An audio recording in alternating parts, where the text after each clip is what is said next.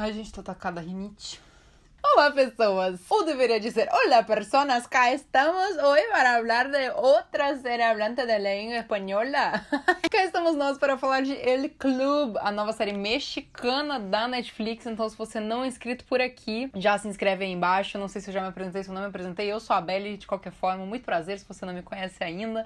Não esqueça de se inscrever aí embaixo e, por favor, deixe seu comentário e o seu like. Eles são muito importantes pra mim. O YouTube vê que você tá participando do engajamento do vídeo, se você comenta nele, se você curte ele, então me ajuda bastante, tá bom? Nem que seja só um emoji aí embaixo, alguma coisa, já me ajuda bastante, tá bom? E não esquece, obviamente, de mandar pros amiguinhos que viram essa série, que querem ver essa série, ou que tem outro vídeo que se interessem aqui no canal. Mais um drama mexicano em nossas vidas, galera. El Club conta a história de 3 jovens ricos, plenos, com aquela vida assim, tipo, bem Gossip Girl, assim, que decidem vender drogas durante 6 meses para eles poderem se estabelecer aí na vida adulta. Eles são jovens adultos, eles têm 23 anos mais ou menos, tipo, minha idade, e eles estão aí passando uns perrengues para entrar na vida adulta, por mais que eles sejam ricos, né, e tudo mais, a gente tem essa dificuldade e mais pra frente eu vou falar disso. Mas, enfim, na verdade, eles tinham criado um aplicativo, mas a festa do aplicativo tava meio flopada, daí eles começaram a vender drogas e levaram isso pra frente. A ideia era seguir por 6 meses, só que nesses 6 meses muita coisa acontece. É uma série dividida em 25 episódios de meia hora cada um, o que é muito acima do que a Netflix costuma fazer, né? O máximo que a gente vê na Netflix é 18 episódios, mesmo assim é muito. 25 é muita história e esses 25 contam a história de todos os 6 meses que eles passam aí vivendo de tráfico, né? A gente vê que é meia hora cada um, acaba não sendo tão longo, só que é quase uma novela, né? Realmente, em extensão de quantidade de episódios é bastante. Por alguns momentos eu me questionei se era necessário tudo isso, alguns momentos eu tava meio cansada até de assistir, tem momentos que não tem necessidade de ter acontecido, que foi meio que pra encher linguiça, mas tem alguns momentos também que foram muito importantes pro desenvolvimento dos personagens. Tem dramas muito fortes, porque assim, histórias mexicanas são conhecidas por serem bem dramáticas mesmo, mas ao mesmo tempo tem uma trama muito bem amarrada, com personagens bem escritos. E o legal dos personagens é que eles estão longe de serem os bonzinhos ou os malzinhos. Todo mundo é um pouco ruim, sabe? Todo mundo é um pouco bom, todo mundo é um pouco ruim. E eles são bem humanos, isso que é muito legal, sabe? Eles cometem vários erros e em muitos momentos a gente fica com raiva deles, né? Mas enfim. Só que a gente vê que ninguém é perfeito, sabe? Nesse mundo. E eu gosto quando humanizam bem os personagens. A série, esteticamente falando, não é nada incrível. É uma série boa e ponto. Ela tem um recurso muito legal que é pouco usado nas séries, que é de flash forward. Que a gente vê na verdade, normalmente flashbacks de personagens, quando eles estão vivendo uma cena, eles lembram de algo que aconteceu, mas em El Club eles têm o recurso do flash forward, que quando vai acontecer uma cena, quando um personagem vai tomar uma decisão, a gente tem um fragmento de várias pequenas cenas de milésimos de segundo, de coisas que vão acontecer futuramente por causa daquela decisão que aquele personagem está tomando naquele momento. Então isso eu achei um recurso legal, achei que coube muito bem na série, nos faz ter muita curiosidade sobre o que vai acontecer na série e nos prende mais, porque às vezes você tá tipo, não sei se vou continuar assistindo, e tem um flash forward de alguém que morre, daí você fica, meu Deus do céu, quem que morreu, sabe? Então, foi um recurso bem utilizado na série, não é usado ao extremo, é utilizado só em pontos cruciais, achei que foi bem colocado, bem interessante, ponto positivo também pra série. O que é realmente interessante nessa série é o roteiro, é um roteiro que traz um drama muito real da vida de jovens adultos, né? Eu falo nós porque eu estou inclusa nessa faixa etária, tentando nos inserir num mercado de trabalho extremamente saturado, sabe? Eu sei que, assim, eu tenho muitos amigos que se formaram na faculdade e não conseguiram emprego ao sair da faculdade. Tem muitos amigos que ainda estão na faculdade, tem amigos que estão entrando na faculdade, enfim, essa idade é muito louca. Mas a gente, para se colocar no mercado de trabalho, é muito difícil, porque já tem muita gente e fazem exigências bizarras de coisas que a gente não tem como ter experiência ainda, porque a gente não tem a vivência para ter a experiência. E, ao mesmo tempo, a gente tem uma pressão muito grande. Muitas vezes, nem é uma pressão real, real, porque na nossa cabeça a gente precisa ter dinheiro, a gente precisa se sustentar, a gente não pode depender dos nossos pais, a gente tem que fazer tudo e se virar, sabe? Claro, muitas vezes os nossos pais realmente nos pressionam, mas muitas vezes os pais não pressionam, estão aceitando que com o tempo as coisas vão acontecer, se o jovem continuar se esforçando, vai dar certo e tudo mais. Só que nós, jovens adultos, eles usam bastante o termo millennials, né? Só que eu prefiro falar de jovens adultos porque no millennial acaba englobando pessoas que têm até, no momento, mais de 30, né? Porque é a partir de 89...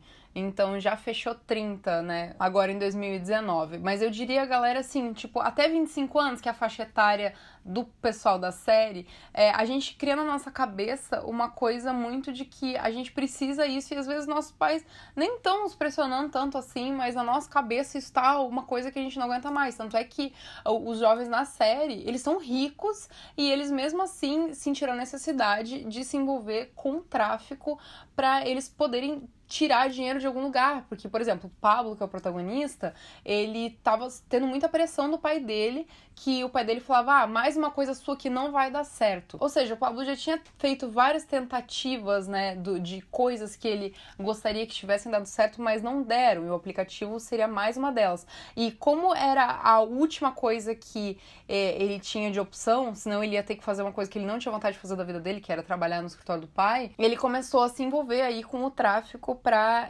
ele poder ter dinheiro de algum lugar, né? Agora, spoilers aí da série, né? Porque eu vou falar de coisas que acontecem na série, vocês estão avisados, se vocês não viram, vão lá assistir, volta aqui, se vocês já viram, continua aí, ou se você não se importa de spoiler, enfim, spoiler zone. Voltando, o pai do Pablo também chegou um momento que ele foi preso, né, então o Pablo sentiu mais necessidade ainda dele ser o homem da casa. Então é muito complicado, a série fala muito disso, dessa pressão que o jovem tem de ter uma profissão, de ser alguém na vida, de conseguir fazer dinheiro, de conseguir sustentar, de se casar e enfim. Tanto é que, por exemplo, a própria Ana Paula, que tinha uma vida mais estável, acho que todos os outros da série, ela se casou super cedo, só que era com um cara que ela não queria se casar, ela não estava feliz e acabou se separando, tipo, semanas depois. A série também trata sobre dependência química, sobre responsabilidade afetiva e, obviamente, sobre tráfico e as ganâncias que isso gera, né? Todo esse rolê ruim, complicado que o tráfico gera. Ainda mais envolvendo uma galera rica aí, como era lá na Cidade do México. Inclusive, uma coisa que me surpreendeu muito foi como essa galerinha, tipo, simplesmente distribuía droga na frente de todo mundo, como se nada tivesse acontecendo, ninguém ligava. Eu me perguntei se é assim na realidade lá na Cidade do México ou se é uma coisa bem ficção. É porque como não é uma coisa próxima nossa, né, eu digo, como não é um negócio que se passa aqui no Brasil, a gente não sabe se é real ou ficção, enfim, quando a gente vê uma série produzida aqui no Brasil, a gente sabe se é mais próximo da realidade ou mais próximo da ficção. Como estamos falando de spoilers, uma coisa que me incomodou bastante mais pro final da série foi o fato da Maria e de o Jonas também ficarem falando que o Pablo mudou.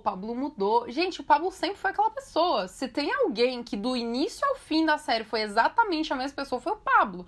Então, assim, me incomodou muito isso. Tipo, nos personagens, sabe? A Maria foi extremamente gananciosa e foi burra também. Então, no final, assim, eu fiquei bem feito pra ela. Só que daí a gente teve o drama mexicano do final, das pessoas conciliando, enfim, né? Mas a Maria foi muito burra e me incomodou muito ela ficar falando o tempo inteiro que o Pablo mudou e não sei o que. Gente, o Pablo sempre foi aquela pessoa. Se ele não era uma flor que se cheira e ela não enxergava, daí o problema é dela que ficava fantasiando que ele era perfeito, porque ele nunca foi. Mas ele nunca mudou, ele nunca deixou de ser aquele cara e ele nunca se tornou outro cara. E também tem outra, ela ficou super irritada com o Pablo, só que de qualquer forma não ia dar tempo do Jonas chegar. Eu tô falando Jonas como se fosse o Jonas de Dark, galera, o Jonas. Não ia dar tempo do Jonas chegar no hospital a tempo dele ver a mãe dele, porque quando ela ligou pro Pablo, a Maria, né, a mãe do Jonas já tava entrando na sala de cirurgia. Então, assim, mesmo que ele chegasse lá 15 minutos antes, que foi o tempo que ele demorou, se bem que ele ia acabar pegando o mesmo voo, né? Porque não deve ter tido um voo 15 minutos antes daquele, né? Mas enfim, não ia dar tempo igual, sabe? É isso que eu quero dizer. Então não entendi por que tanto surto por causa disso, mas enfim. Outra coisa que eu tenho que comentar é que a Sophie e o Pablo são um caso à parte. Gente, que casal mais lindo, que química. Eu tava apaixonada por eles e eu descobri que os atores, a Minnie West e o Alejandro, eles namoram há 6 anos na vida real. Então eu fiquei, gente, tá explicado essa química, gente. Nasceram pro outro. Eles são lindos, perfeitos, sem defeitos. Sério, que casal legal. Legal, assim, digo de química, né? Porque eles têm um relacionamento bem complicado, mas é um relacionamento bem montado. É um relacionamento bem construído, eles conhecem desde crianças. A cena do noivado da Sophie, que o Pablo fica falando que com ela as coisas são diferentes, mais divertidas, que ela é uma pessoa incrível.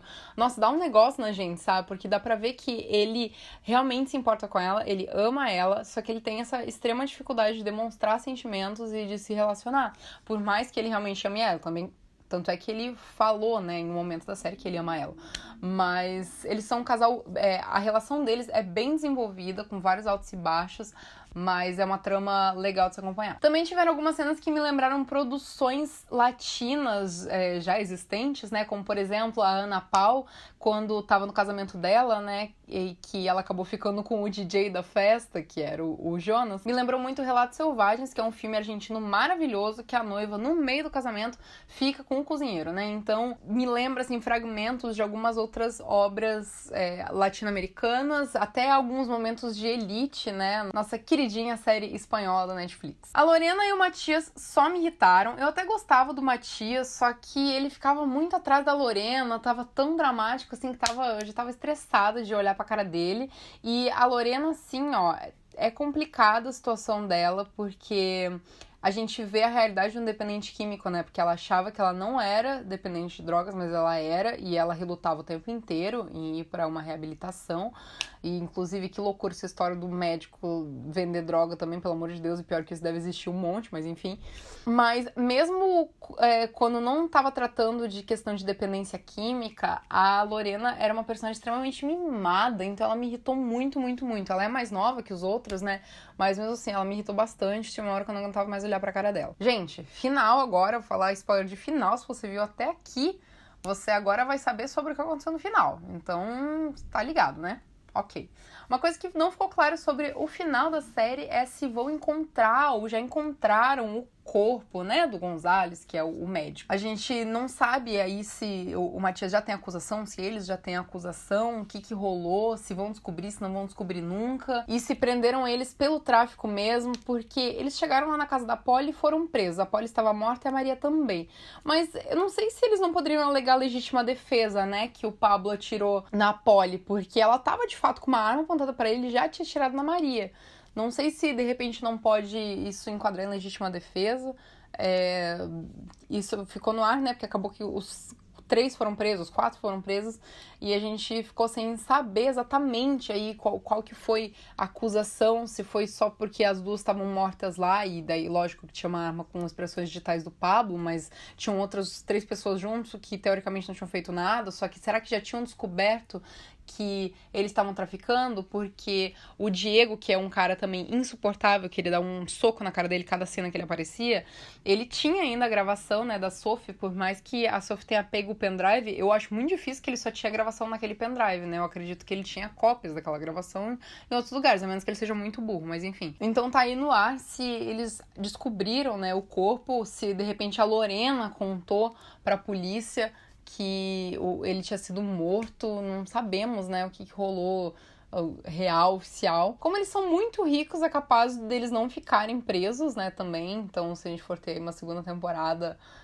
a gente vai ter eles soltos, e talvez a trama da segunda temporada seja em torno do corpo que eles vão encontrar na mata, né, o corpo que eles esconderam. Mas, de qualquer forma, achei uma trama bem amarrada. Eu gostaria de ver uma segunda temporada sim, talvez com menos episódios, mas eu gostei muito dos personagens, principalmente a Sophie e o Pablo. Achei eles super interessantes, personagens bem escritos, bem interpretados também.